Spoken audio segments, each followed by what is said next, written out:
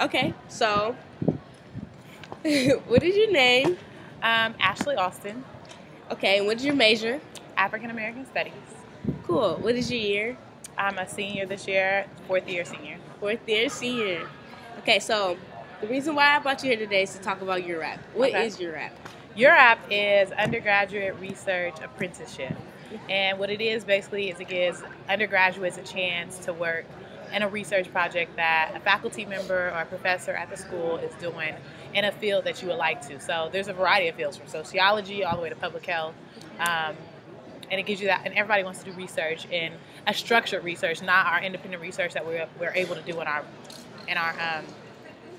undergraduate classes, but a structured research that's probably already approved by IRB, Okay. Approved by the university, and probably funded by some kind of sources. And for the people that don't know, what is IRB? IRB is, oh my God, I don't even know the acronym. It's like the review board, Okay. institutional review board. And what happens is anytime you are doing research, and research is considered like you are contributing to the wider body of general knowledge. Okay. So not just research for yourself, not research for a class, but if you're contributing to some big body of knowledge, whether it be for an institution, a specific program, you need to be approved by IRB only if it's quantitative research, Okay. mostly. Okay. Qualitative meaning, qualitative research is research done through literature and books or using second sources, people who are analyzing data. You don't really need IRB approval for that, but what you need IRB approval for is anytime you're going to be working with human subjects, basically. Okay. So what is the application process? Okay, so the application process, you go online, it will ask you a question, your name, your major, student ID, and then, well, before you do that, you have to pick, there's a variety of people who have posted, like, for instance, the one I'm in, Public Health Department is doing research.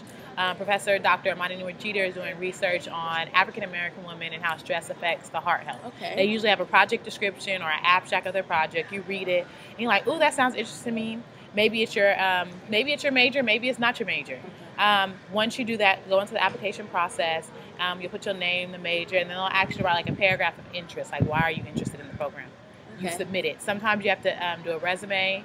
Other times you don't. Okay. Once you submit it, it all goes in under URAP and it goes to that faculty. Okay. Faculty will get a list of applicants basically, and they go through the applicants however they want to. Every professor has their own way of distinguishing between applicants they want to, applicants they don't.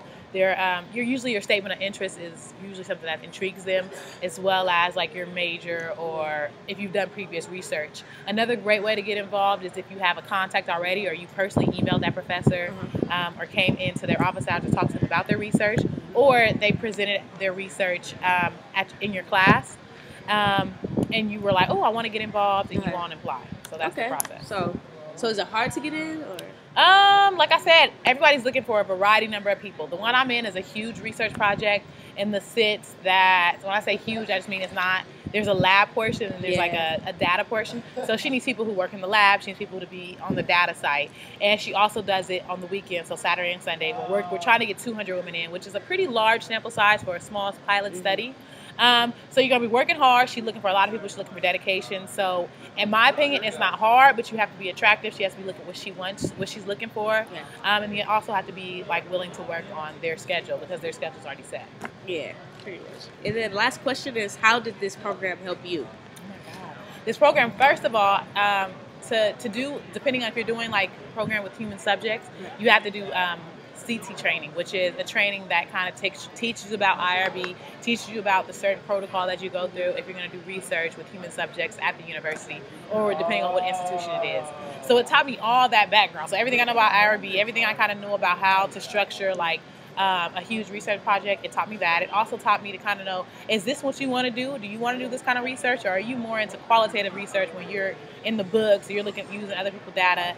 Because collecting your own data, you can run into a whole lot of problems. You're working with the public, so you don't know what kind of people you're going to encounter. Yeah. Whatever your compensation method be, whether it be free gift bags or a gift card with money on it, you have to deal with those aspects of it. There's so many aspects of it, and so it kind of just lets you get involved and see how difficult or how easy research can be. And so you have your own feel for if you ever really want to do this in the future, you get a better perspective of it.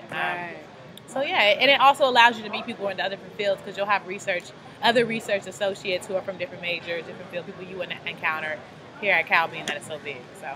Okay, so that concludes this interview. I would like to thank you so much. You're welcome. I'm glad I could help you so fast. For sure. All right.